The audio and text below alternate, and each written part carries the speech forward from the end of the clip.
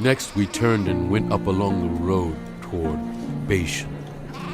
And Og, king of Bashan, and his whole army marched out to meet us in battle at Edrei. The Lord said to me, "Do not be afraid of him, for I have delivered him into your hands, along with his whole army and his land. Do to him what you did to Sihon, king of the Amorites, who reigned in Heshbon." So the Lord our God also gave into our hands Og, king of Bashan, and all his army. We struck them down, leaving no survivors. At that time, we took all his cities. There was not one of the 60 cities that we did not take from them. The whole region of Argob, Og's kingdom in Bashan. All these cities were fortified with high walls and with gates and bars, and there were also a great many unwalled villages. We completely destroyed them, as we had done with Sihon, king of Heshbon, destroying every city, men, women, and children. But all the livestock and the plunder from their cities we carried off for ourselves. So at that time we took from these two kings of the Amorites the territory east of the Jordan, from the Arnon Gorge as far as Mount Hermon. Hermon is called Syrian by the Sidonians. The Amorites call it Sinir. We took all the towns on the plateau and all Gilead and all Bashan as far as Selecah and Edrei, towns of Og's kingdom in Bashan. Og, king of Bashan, was the last of the Rephites. His bed was decorated with iron and was more than 9 cubits long and 4 cubits wide. It is still in Rabbah of the Ammonites. Of the land that we took over at that time, I gave the Reubenites and the Gadites the territory north of Aurora by the Arnon Gorge, including half the hill country of Gilead, together with its towns.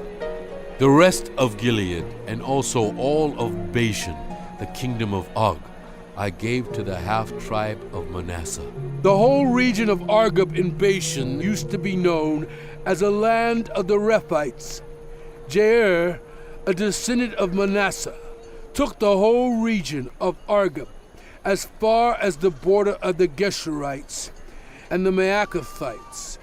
It was named after him, so that to this day Bashan is called Havoth Jair, and I gave Gilead to Machir. But to the Reubenites and the Gadites I gave the territory extending from Gilead down to the Arnon Gorge, the middle of the gorge being the border, and out to the Jabbok River, which is the border of the Ammonites.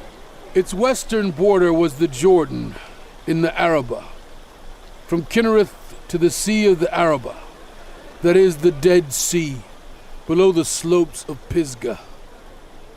I commanded you at that time, the Lord your God has given you this land to take possession of it.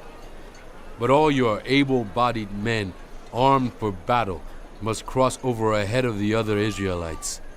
However, your wives, your children, and your livestock, I know you have much livestock, may stay in the towns I have given you, until the Lord gives rest to all your people, as he has to you. And they too have taken over the land that the Lord your God is giving them across the Jordan. After that, each of you may go back to the possession I have given you. At that time I commanded Joshua, "You have seen with your own eyes all that the Lord your God has done to these two kings. The Lord will do the same to all the kingdoms over there where you are going. Do not be afraid of them. The Lord your God himself will fight for you."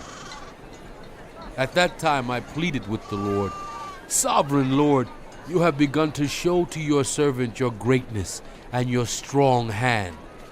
For what God is there in heaven or on earth who can do the deeds and mighty works you do?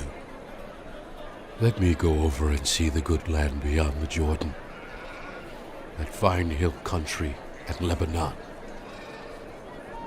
But because of you, the Lord was angry with me and would not listen to me.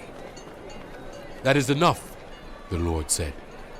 Do not speak to me any more about this matter. Go up to the top of Pisgah and look west and north and south and east. Look at the land with your own eyes, since you are not going to cross this Jordan. But commission Joshua and encourage and strengthen him, for he will lead this people across and will cause them to inherit the land that you will see. So we stayed in the valley near Beth Peor.